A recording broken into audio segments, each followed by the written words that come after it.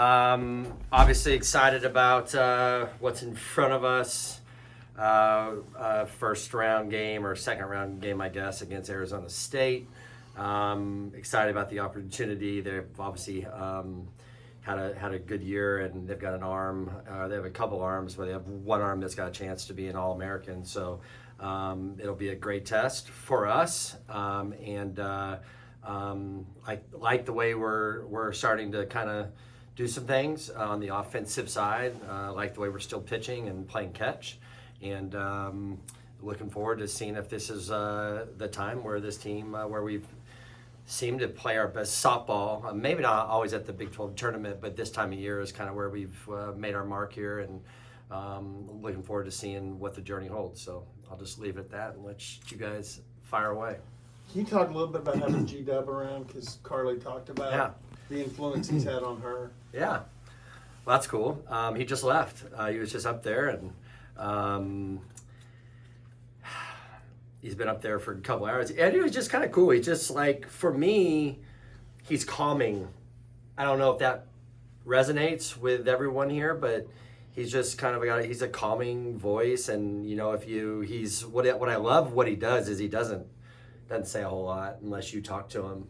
So the girls that I think do talk to him, they get a different sort of feel for what he sees, and whether you don't have to agree with it, but it's good to hear some different things. I think hitters like to hear things that are maybe a new way to say it, or just something they hadn't thought about. So I think he gives them, a lot of them that talk to him, a lot of cool stuff. He talks to our pitchers too. I think he's just so in tune and so in touch with what's going on that he has a unique perspective.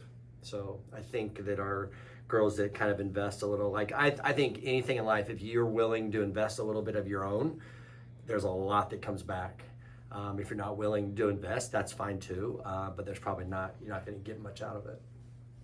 It sounds like it's not just about ball with him, and maybe even that's the least thing that he talks about with him. Is that? Yeah, I think it's just kind of interesting. Like, you know, I like him being around, you know, like everybody. Like, I think people think I have him here for our girls. I think I have him here as much for me as anybody.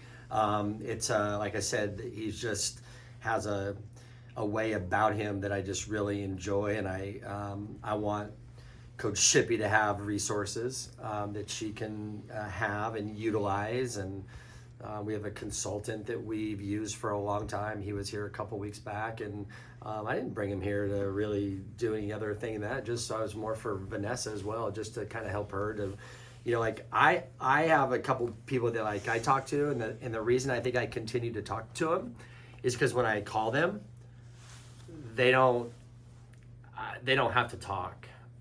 They don't have to, like, I'm not always looking for, I am looking for answers, but I need people that will let me work through the conversation to get me where I probably know I need to be. But it's good to have people in your life that will allow you to do that. And so, you know, I've encouraged him for a lot of years to come around. He's starting to do it more and more. I think what's happened is he's got a little bit more time. He's close. He's starting to have a connection. He knows our girls by first name now. It's kind of wild. Every once in a while he goes, now remind me who that is there. And if he doesn't see you playing a lot, that's a little harder for him. But when he sees them playing, I mean, I think he's got meticulous notes on all of them, on things that like he sees. So it's just a unique perspective. With Oklahoma out of the Big 12 tournament, can Devon Park really turn into a home field advantage for you guys? I mean, we're about to see, I guess. You know, I mean, it's such a big park, you know what I mean? And our fans are obviously doing an incredible job of showing up. It's going to be a tough time. You know, the 11 o'clock start will be tough. And it'll be interesting to see kind of how that's going to play. But yeah, I think it can turn into a home park. And I think it'll be a lot of fun, to be honest. So I'm excited about going there. But man, it's a big old place. When there's not a lot of people there, it looks ugly, and that's kind of why we haven't played there a ton, because you want to have the right matchups to have that place full to get the feel of what it actually can be. The benefit of playing Arizona State earlier, how much does that help you guys, at least seeing their lineup, getting a feel for this team?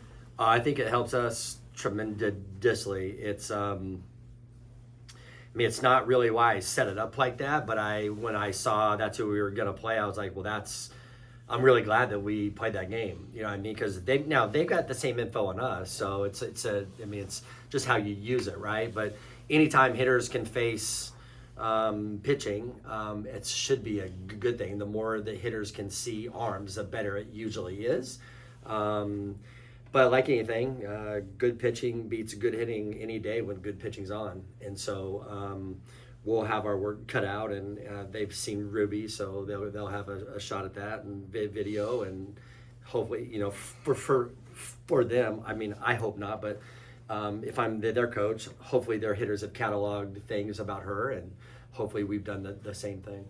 Do you even let yourself think about what it might take, maybe winning the Big 12 tournament to get a regional, or is that just?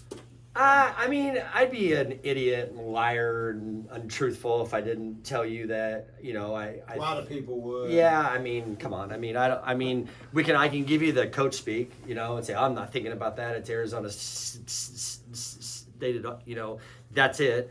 Right now it is. But have I thought about it? I have. I've thought about it. That'd be, if we could do this or this, okay, we may have a chance. But ifs and nuts. It's like all that kind of stuff, or ifs and buts, I guess what it is. We're focused on Arizona State. If we're thinking about anything other, we're probably going to get beat. This team hasn't shown me that they can be focused in other spots and still win. So we've got to make sure that we're doing our job as a coaching staff and focused on Arizona State. That's number one.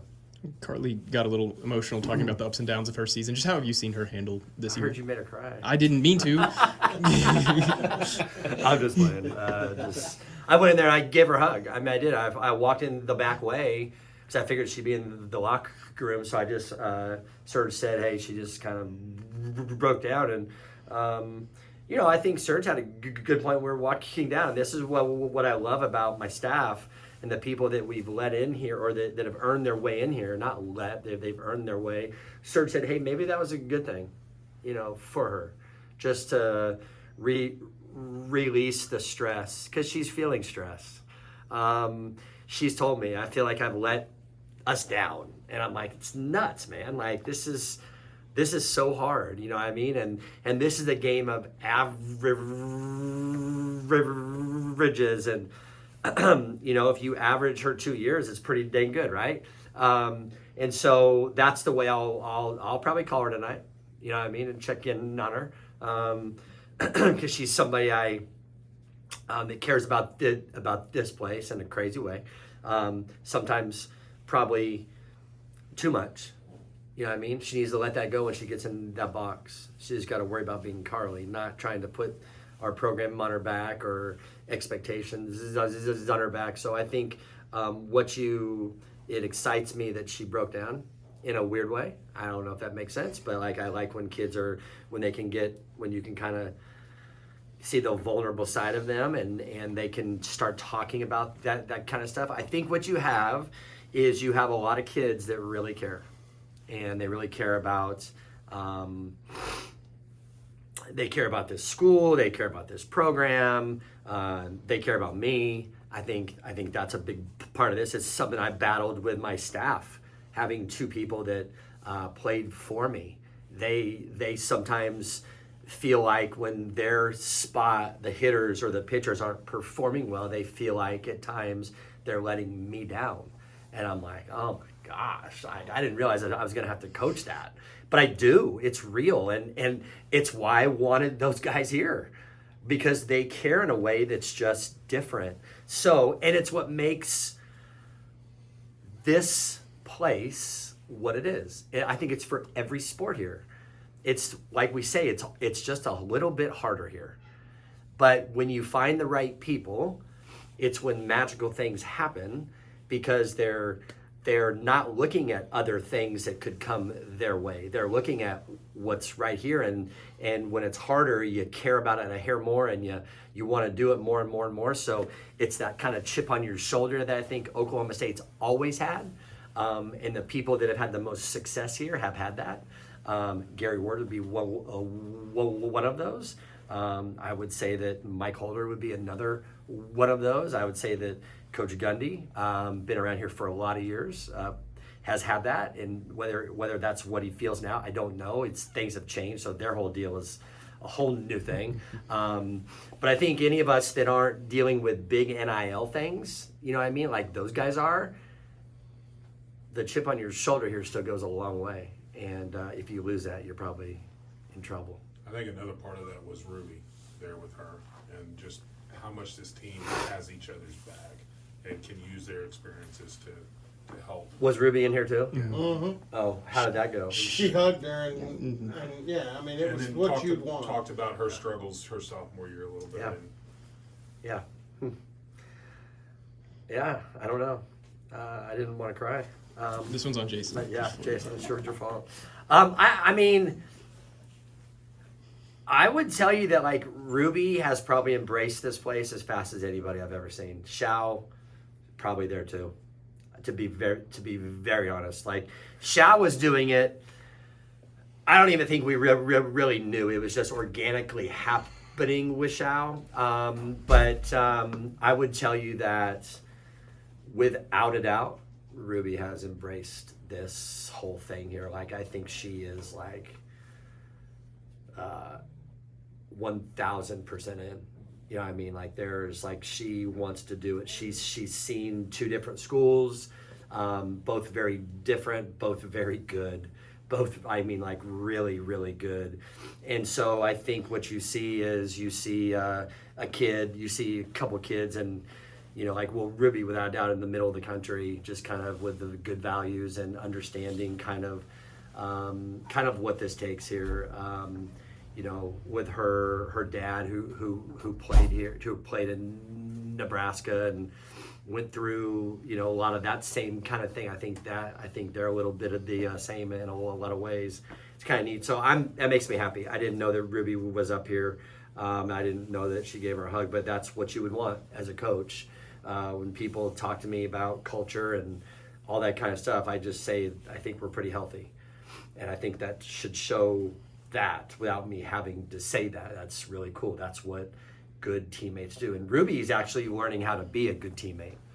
And it's never been bad. It's just understanding that when you can, if you want to be a leader, captain type thing, the people around you've got to know that you got their back at any time.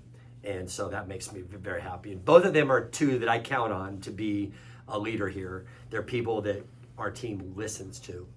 And both of them need to do a better job, or maybe not. They don't need to do a better job. Let me scratch that. They need to keep growing in that area, because they have juice. They have the juice that leaders have. And this is the thing I talked to Carly about. I don't know who asked me this thing, but it's gone a long ways. Carly's biggest thing, and I talked to her when I took her out at KU for not running out of ball. I said, hey, like, we got into this whole talk the next day, and she's like, well, it's just hard to do a lead if you're not playing good. And I'm like, you're wrong. Like, if you want to lead, you have to lead when you're not going as good as you think. You know what I mean? So I understand the way you feel, but leaders lead no matter what. And so that's the next step for both of them to take, is to do what they're doing up here, to be vulnerable, and this program will be in good hands if that happens. Anything else?